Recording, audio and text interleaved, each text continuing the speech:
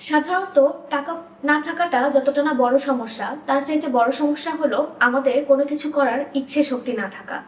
কারণ আমাদের কাছে অনেক টাকা আছে, কিন্তু আমরা ইচ্ছা শক্তিটাই পোষণ করছি না সেই টাকাটাকে দিয়ে কোনো কিছু কাজে লাগানো, বা ইন ফিউচারের জন্য আমরা ভবিষ্যৎ চিন্তা করে একটা বেটার লাইফ চিন্তা করে সেটাকে দিয়ে কোনো কিছু করা বা এক্সিকিউট করা, সেটা আমরা কখনো করে থাকি না।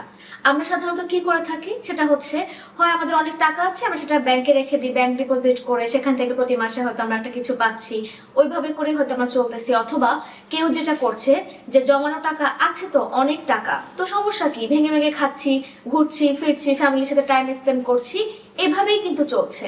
কিন্তু একটা জিনিস আমরা করি না, যে এই টাকাটাকে কিভাবে কাজে লাগানো যায়। তো অনেকে আমরা বলি যে আমাদের কাছে টাকা নেই বলেই আমরা এটা করতে পারি না, ওটা করতে পারি না, চাইলেও কিছু করতে পারি না, কিন্তু আসলে ভুল ধারণা। আপনার ইচ্ছা শক্তি যদি থাকে কোনো কিছু করার, তাহলে টাকা না থাকা সত্ত্বেও আপনার, মানে বলে না যে ইচ্ছে থাকলেই সব সম্ভব, সবকিছু করা, সেটাই আপনার হবে। আপনার দ্বারা সবকিছু সম্ভব হবে যদি আপনার মধ্যে কিছু করার মতো প্রেরণা থাকে। এখন আপনি যদি সেই প্রেরণা বা চেতনামূলক কোনো কিছু যদি ভিতরে ফিল না করেন, তাহলে আপনার টাকা পয়সা না থাকলেও যা সমস্যা, আপনার ইচ্ছার শক্তি না থাকাটা তার চেয়ে বড় ধরনের সমস্যা হবে।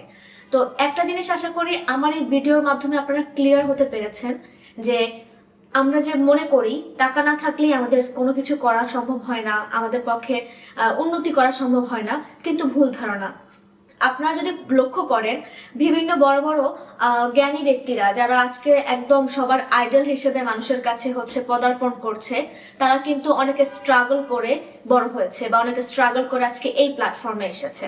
তো তাদের কিন্তু যে শুধু টাকার কারণেই তারা আসতে পেরেছে, তাদের ব্যাকবর্ন অনেক টাকা পয়সা তাদের ছিল বলে যে তারা আসতে পেরেছে, তা কিন্তু না। তারা কিন্তু তাদের ইচ্ছা শক্তির কারণে তারা আসতে পেরেছে। তাদের আকাশচুম্বী স্বপ্ন ছিল, যে স্বপ্ন তাদেরকে ইচ্ছার পোষণ করিয়েই কিন্তু তাদেরকে এই পর্যায়ে এনেছে। সো এটা খুবই সহজ বিষয়, যে যে স্বপ্ন আমরা ঘুমিয়ে দেখি সেটা কোনো স্বপ্ন না, যে স্বপ্ন আমাকে ঘুমাতে দেয় না সেটাই কিন্তু আমাদের স্বপ্ন। এটা একটা প্রবাদ আছে। সো এই প্রবাদটা যারা আসলে মানে, বা যারা নেওয়ার মতো ভিতরে একটা ক্ষোভ তৈরি করে, যে না আমি ড্রিম দেখছি, তবে সেই ড্রিমটা ফুলফিল করার জন্য আমার মধ্যে ইচ্ছা থাকতে হবে, তাহলে আমি সেটা করতে পারবো, এই ধরনের মনোভাব যার মধ্যে থাকবে, সেটা হোক আমাদের নবীন স্টুডেন্ট বা টিনেজার, বা আমাদের এই জেনারেশনের যারাই হোক না কেন, যদি আমাদের মধ্যে এই কিছু করার ক্ষুধাটা থাকে, ইচ্ছে থাকে, তাহলে আমরা সামনে এগোতে পারবো। তো আমার এই ছোট্ট টপিকের মাধ্যমে আশা করি আপনারা সবাই বুঝতে পারছেন। ইনশাল্লাহ আবারও দেখা হবে নতুন কোনো টপিক নিয়ে। সেই পর্যন্ত সবাই অপেক্ষায় থাকুন আর ভালো থাকুন। ধন্যবাদ।